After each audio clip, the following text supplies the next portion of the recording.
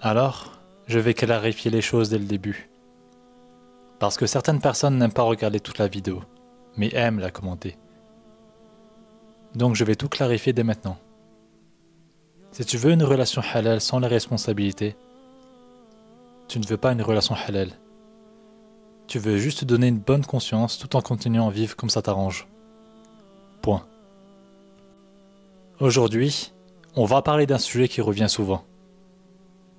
On entend beaucoup de gens dire « Je veux une relation halal ». Ils veulent se marier. Ils veulent éviter le haram. Ils veulent plaire à Allah. Et ça, en soi, c'est noble. C'est même une bonne intention. Mais la question qu'on doit se poser, c'est est-ce que tu veux vraiment le mariage pour ce qu'il est ou juste pour ce qu'il t'apporte? Est-ce que tu recherches un mariage juste pour ce qu'il te rapporte? Est-ce que tu te maries avec cette femme juste pour ce qu'elle peut te rapporter? Est-ce que tu te maries avec cet homme juste pour ce qu'il peut t'apporter?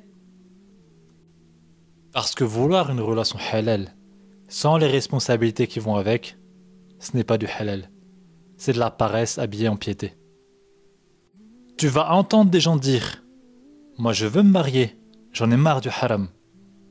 Le haram, que ce soit avec le corps entier, avec les mains, avec la pensée, tout ça.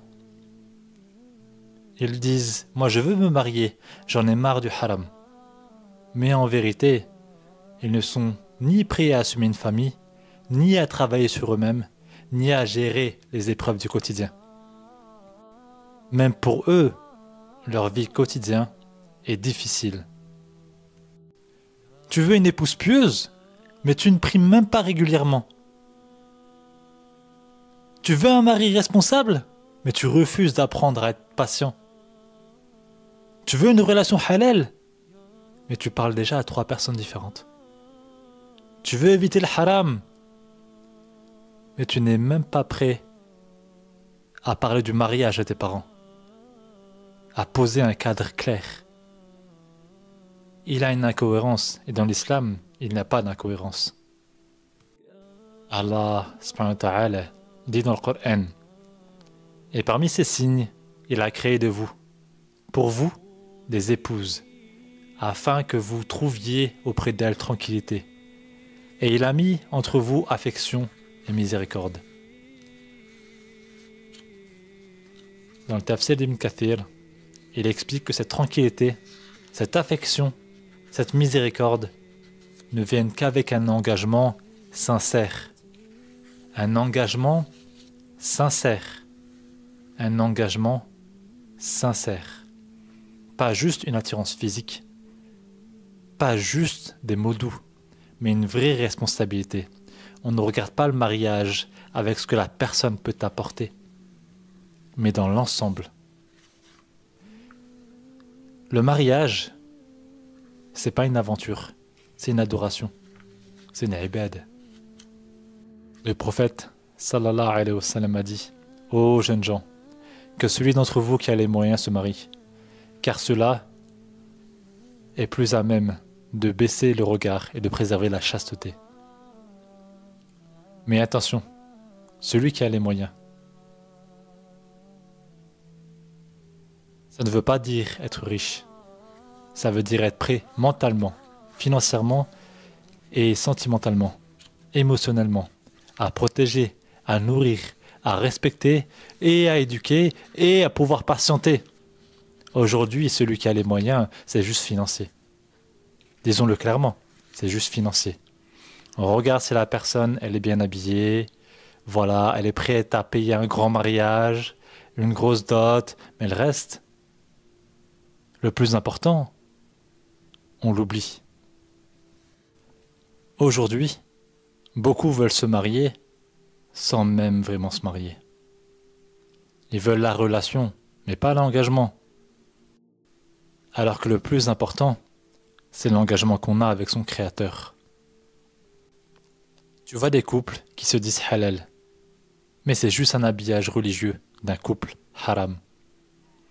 Ils se voient en cachette, s'envoient des messages affectueux, se comportent comme des mariés, mais sans mariage, sans responsabilité, sans engagement devant Allah. Et quand tu leur dis « Va voir son père, fixe une date, parle sérieusement », ils répondent « Je suis pas encore prêt ». Mais tu es prêt à lui prendre son cœur, tu es prêt à lui faire croire qu'elle est ta femme, alors que tu ne veux même pas assumer le rôle d'un mari? Arrêtez, arrêtez. L'amour sans responsabilité, ce n'est pas de l'amour, c'est de l'égoïsme. Et dans l'islam, l'amour vrai, c'est un sacrifice, un don de soi, une porte vers le paradis, pas une échappatoire ou haram temporaire. Dans le mariage, il faut être patient. Il faut donner de l'amour, même quand on ne le veut pas. Il faut donner de la hikmah, de la sagesse, même quand on est en colère. Il faut savoir patienter. Il faut faire passer le bien avant tout et pas céder aux tentations de la colère. Privilégiez toujours l'amour et la sagesse et la patience. Allah ne veut pas qu'on fuit le haram pour se cacher dans une illusion de halal. Il veut qu'on s'élève vers un vrai halal, complet, pur, construit avec le temps. Si tu veux une relation halal, commence d'abord par te poser cette question. Est-ce que je suis prêt à être un vrai serviteur d'Allah dans mon couple? Est-ce que je suis prêt à vivre selon ce que le mariage exige? Pas juste pour avoir quelqu'un à mes côtés, mais pour marcher ensemble vers le paradis. Dès que la personne en face de moi trébuche, je la relève et on continue à marcher ensemble. Et dès que je trébuche, il me relève et on continue de marcher ensemble. Parce qu'un vrai mariage islamique, ce n'est pas juste « j'ai évité le haram », c'est « j'ai bâti quelque chose pour l'au-delà ».